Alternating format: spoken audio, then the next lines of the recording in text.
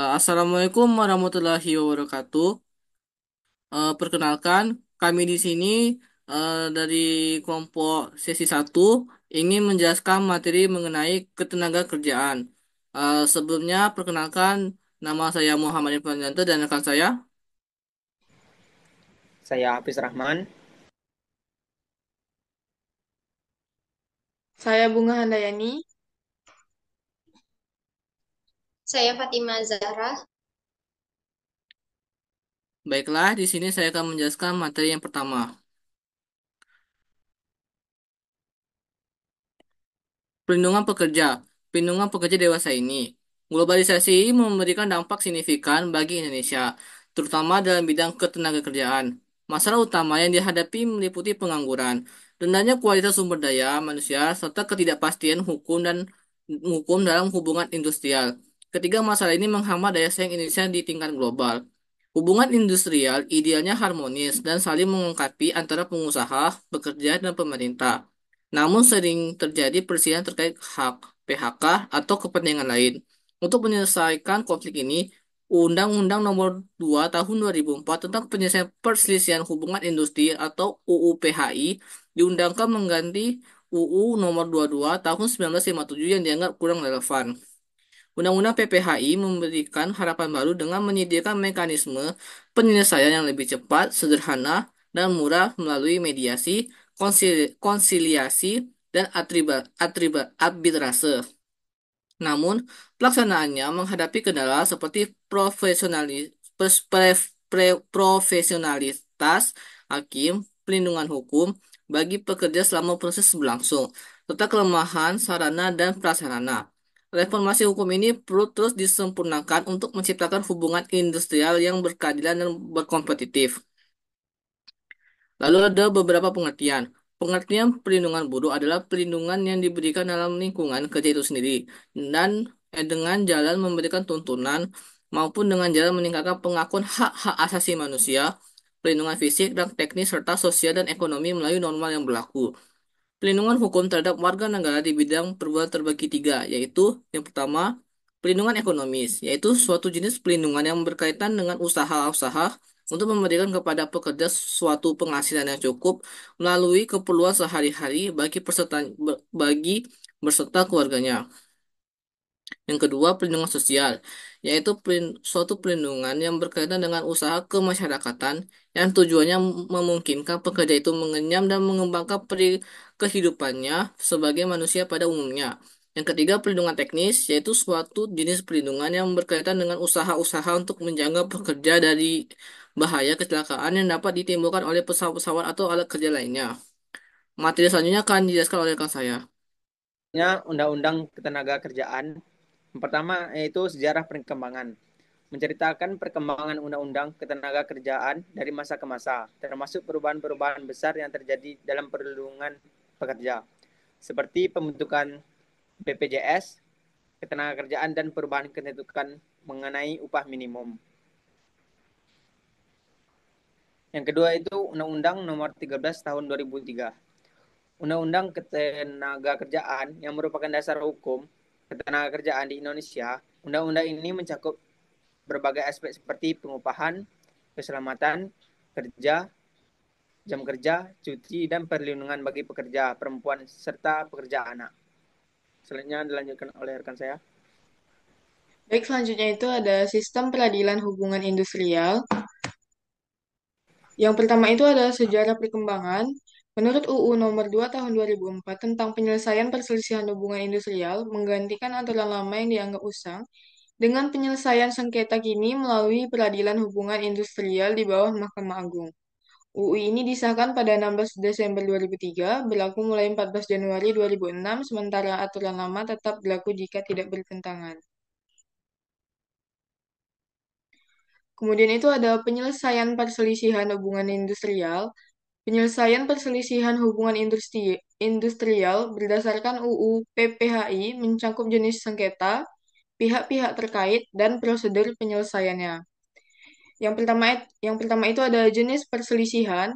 Menurut UU PPHI mengatur 4 jenis perselisihan. Yang pertama itu ada perselisihan hak, akibat pelanggaran atau perbedaan penafsiran peraturan, perjanjian kerja, atau peraturan perusahaan. Yang kedua itu ada perselisihan kepentingan, yaitu ketidaksepakatan dalam pembuatan atau perubahan syarat kerja. Yang ketiga itu ada perselisihan pemutusan hubungan kerja, yaitu ketidaksepakatan terkait pengakhiran hubungan kerja. Yang keempat itu ada perselisihan antar serikat pekerja, yaitu ketidaksepahaman antar serikat dalam satu perusahaan terkait keanggotaan atau hak dan kewajiban. Selanjutnya itu ada pihak-pihak yang berselisih. Menurut UU PPHI menetapkan pekerja atau buruh, serikat pekerja, dan pengusaha sebagai subjek perselisihan. UU ini menghormati kebebasan berserikat, termasuk hak pekerja untuk tidak bergabung dalam serikat tanpa menghilangkan hak mereka dalam sengketa. Kemudian itu ada prosedur penyelesaian.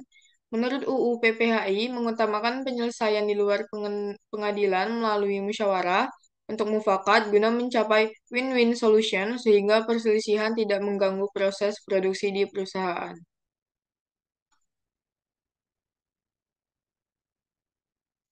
Selanjutnya itu ada penyelesaian di luar pengadilan. Yang pertama itu ada bipartit, yaitu perundingan antara pekerja dan pengusaha untuk menyelesaikan perselisihan. Kemudian ada mediasi, penyelesaian perselisihan hak, kepentingan, PHK, dan antar serikat buruh melalui musyawarah dengan mediator netral dan dari instansi ketenaga kerjaan. Kemudian ada konsiliasi, yaitu penyelesaian perselisihan serupa dengan mediasi, tetapi dengan konsiliator yang ditunjuk oleh menteri. Yang keempat itu ada arbitrase, yaitu penyelesaian perselisihan kepentingan dan antar serikat dalam satu perusahaan melalui arbiter yang dipilih oleh para pihak dengan putusan yang mengikat dan final. Kemudian yang kedua itu ada penyelesaian melalui pengadilan hubungan industrial. Pengadilan hubungan industrial adalah pengadilan khusus yang menangani perselisihan hubungan industrial dibentuk di ibu kota provinsi dan kabupaten atau kota padat industri. Kemudian penyelesaian di PHI ini yaitu gugatan harus disertai risalah mediasi atau konsiliasi. Jika tidak, gugatan dikembalikan. Penggugat bisa mencabut gugatan sebelum jawaban tergugat, setelahnya butuh persetujuan tergugat. PHI menangani satu perselisihan hak yaitu tingkat pertama, kemudian perselisihan kepentingan atau tingkat pertama dan terakhir, kemudian perselisihan pemutusan hubungan kerja yaitu tingkat pertama, kemudian terakhir itu tingkat pertama dan terakhir menangani perselisihan antar serikat pekerja atau serikat buruh dalam satu perusahaan. Materi selanjutnya akan disampaikan oleh rekan saya.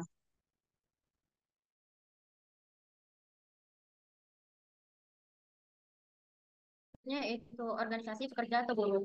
Organisasi pekerja atau buruh sebagai mitra pengusaha. Organisasi pekerja atau buruh berperan sebagai mitra pengusaha dalam menciptakan hubungan industrial yang harmonis, dinamis, dan berkeadilan. Organisasi ini mewadahi, menjadi wadah untuk memperjuangkan hak, meningkatkan kesejahteraan pekerja, serta mendukung keberlanjutan usaha melalui dialog dan perundingan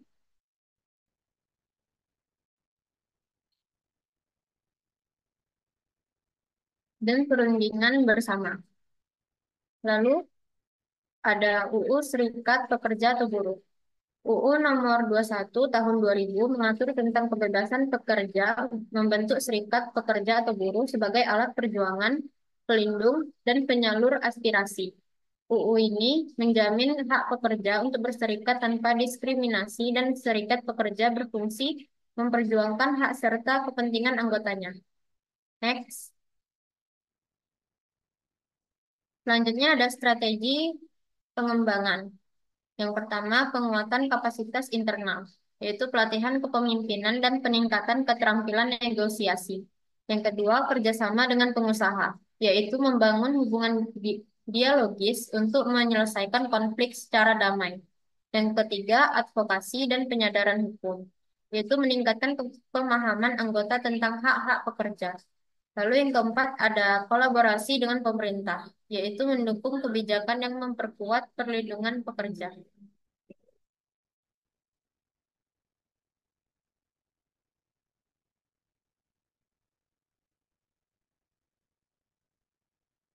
Dari saya akan saya kembalikan ke moderator.